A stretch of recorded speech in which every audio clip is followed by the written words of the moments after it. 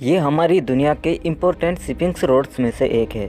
इसे कहते हैं पैनामा कैनल। पूरी दुनिया का करीब 6% सी ट्रेड साउथ अमेरिका और नॉर्थ अमेरिका के इसी चेक पॉइंट से होकर गुजरता है। यही कैनल अटलांटिक और पैसिफिक ओशियन को आपस में कनेक्ट करती है। हर साल करीब 13,000 से 14,000 कार्गो शिप इसी रास्ते से होकर गुजरते हैं। अमेरिका के वेस्टर्न कोस्ट को यूरोप, अफ्रीका और मिडल ईस्ट से कनेक्ट करने का यही सबसे छोटा और सेफ रास्ता है।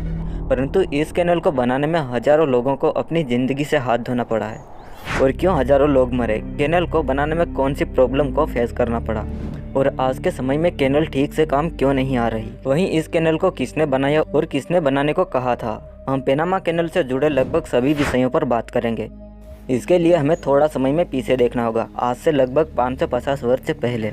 पैनामा नहर के निर्माण की सबसे पहली योजना स्पेन के राजा और रोमन साम्राज्य के सम्राट चार्ल्स पंचम ने सन 1534 में पास की और इसके लिए सर्वे के निर्देश जारी किए। स्ट्रेटेजिक और व्यापारिक हितों की महत्वपूर्णता और दोनों नए खोजे गए महाद्वीपों के मध्य स्थित पैनामा संयोग भूमि की कम चौड़ाई के बावजूद यहाँ व्यापारिक मार्ग बनाने का पहला प्रयास 1658 में स्कॉटलैंड के राज्य द्वारा किया गया, जो एक स्थल मार्ग था। लेकिन खराब इन्वायरमेंटल कंडीशन और उच्चावत की विषमता के कारण इसे 1700 में लगभग छोड़ ही दिया गया और फिर से 1855 में विलियम कनिश नाम के इंजीनियर ने संयुक्त राज्य अमेरिका की सरकार के लिए काम करते हुए इस इलाके का सर्वे किया और फिर रिपोर्ट बनाई। बाद में फिर से 1877 में अरमांड रेकलस नाम के फ्रांसीसी सैन्य इंजीनियर और लुसियन नेपोलियन नाम के इंजीनियर ने नहर के निर्माण के लिए मार्ग का सर्वे किया और फ्रांस द्वारा यह नहर बनाए जाने का कार्य 1 जनवरी 1881 को फर्डिनेंड डी लेसप के नेतृत्व में शुरू हुआ, क्योंकि फर्डिनेंड डी ने स्वेज नहर का निर्माण किया था।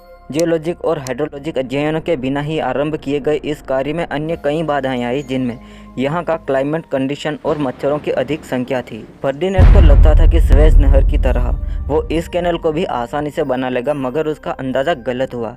अब यहाँ रास्ता बनाने का सिंपल तरीका यह था कि इस सारे हिस्से को खोद कर साफ कर दिया जाए ताकि जहाज के लिए रास्ता बन जाए। पर असल में ये इतना आसान काम नहीं था, क्योंकि यह सारा एरिया बहुत ही खतरनाक है। इन सारे एरिया में पहाड़, घने जंगल और तूफान आते रहते थे। जब भी फर्डिनेंड के इंजीनियर ने यहाँ डायनामाइट यूज किए तो कोई ना कोई हादसा हो जाता और बहुत से वर्कर्स मारे जाते। इसके अलावा एक और बहुत बड़ा इशू येलो फीवर और मलेरिया का था। ये सारा रूट क्लियर करने की कोशिश में 8 साल लग गए और इन 8 सालों में करीब 20,000 वर्कर्स मारे गए। और इसलिए पैनामा कैनल को दुनिया के deadliest construction project in human history कहा जाता है। इतने बड़े ह्यूमन और फाइनेंशियल लॉस की वजह से इन्वेस्टर्स ने इस प्रोजेक्ट पर फंडिंग बंद कर दी, जिस कारण से 1989 में यह कंपनी दिवालिया हो गई और फर्डिनेंड डी लेसप के बेटे चार्ल्स डी लेसप को वित्तीय अनियमितताओं के आरोप में 5 वर्षों की जेल हो गई और कंपनी को भी निरस्त कर दिया गया, साथ ही काम को रोक दिया गया। 1894 में एक दूसरी कंपनी बनी, लेकिन उससे भी कुछ नहीं हो सका और वो भी फेल हो गई। बाद में पैनामा ने अमेरिका की सपोर्ट से कोलंबिया से आज़ादी हासिल कर ली और अमेरिका ने इसके बदले में पैनामा से ये सारी जमीन 100 वर्षों के लिए लीज पर ले ली।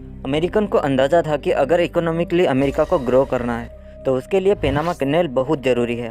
और 1904 में अमेरिकी इंजीनियर ने काम शुरू किया, जिसमें इस नहर को 3 लॉक्स के साथ बनाने की शुरुआत हुई। अमेरिकन इंजीनियर ने इस प्रोजेक्ट पर काम फिर से शुरू कर दिया और इस बार अमेरिकन इंजीनियर के पास बहुत ज़बरदस्त विचार था। उन्होंने सोचा कि इस पूरी ज़मीन को खोद कर हटाने से अच्छा है कि सिर्फ इन पहाड़ों को ऊपर से काट देते हैं और इन एरिया को पानी से भर देते हैं और फिर लॉक्स के जरिए यहाँ पर शिप्स को चढ़ाया और उतार दिया करेंगे। लॉक्स असल में एक ऐसा सिस्टम है जिसकी मदद से पानी को ऊपर और नीचे किया जाता है। इन लॉक्स की मदद से जहाज आसानी से एक ओशियन से दूसरे ओशियन में जा सकती थी। पूरे कैनल को बनाने में 40,000 वर्कर्स लगे। अमेरिकियों ने काफ़ी स्टडी और निवेश के बाद 1914 में इसे पूरा कर लिया। इस प्रोजेक्ट में अमेरिकी सरकार ने लगभग $375 मिलियन खर्च किए, जो आज के समय में $8,600 मिलियन होता है। ऑपरेशन के मामले में भी यह कैनल यूनिक है, क्योंकि यह दुनिया का अकेला ऐसा जल मार्ग है जहाँ किसी भी जहाज का कप्तान अपने जहाज का नियंत्रण पूरी तरह से पैनामा स्थानीय विशेषज्ञ कप्तान को सौंप देता है। प्रशांत और अटलांटिक महासागर के बीच बनी इस नहर से गुजरने के लिए हजारों टन भारी जहाज को लॉक में पानी भरकर 85 फीट ऊपर उठाया जाता है। पूरे लॉक मैकेनिज्म को पार करने के लिए पहला जहाज को सबसे निचले लॉक में लाया जाता है, फिर लॉक को बंद कर उसमें पावरफुल पंप द्वारा पानी भरा जाता है। इस प्रकार पानी से जहाज ऊपर उठने लगता है। इसके बाद भारी और बेहद ताकतवर लोकोमोटिव इंजन जहाज को साइड से टकराने से बचाते हुए खींचते हैं और दूसरे लॉक में ले जाते हैं। फिर दूसरे लॉक में भी यही काम दोहराया जाता है, पानी भरना, जहाज को खींचना और आगे बढ़ाना। 3 लॉक के जरिए ऊपर उठने के बाद जहाज मीठे पानी की आर्टिफिशियल लेक के शोर पर पहुंचने पर जहाज को फिर से इसी प्रक्रिया द्वारा 85 फीट नीचे ले जाकर महासागर में उतार दिया जाता है और यह सारा काम कंप्यूटर द्वारा किया जाता है। पहले के समय में पेनामा नहर से सिर्फ वे ही जहाज गुजर पाते थे जो 1050 फीट लंबाई में 110 फीट चौड़ाई और 41 फीट गहराई में निकल सकते थे।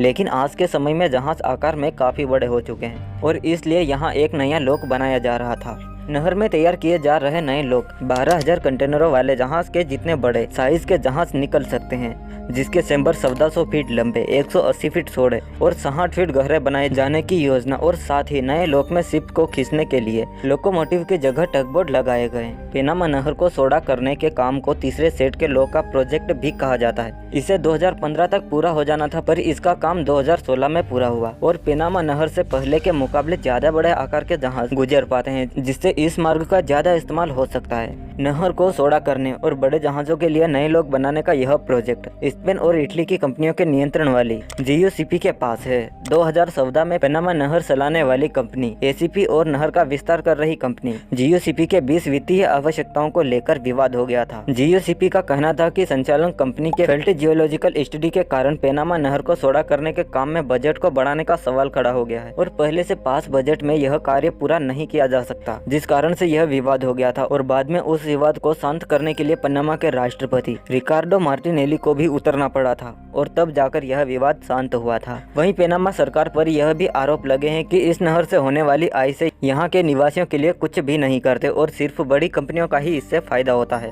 तो दोस्तों, आज के लिए इतना ही। कोई सवाल है आपके पास तो बताना जरूर। आशा करता हूँ कि आप इस वीडियो को लाइक, शेयर और सब्सक्राइब करेंगे। दूसरी वीडियो आने तक जय हिंद।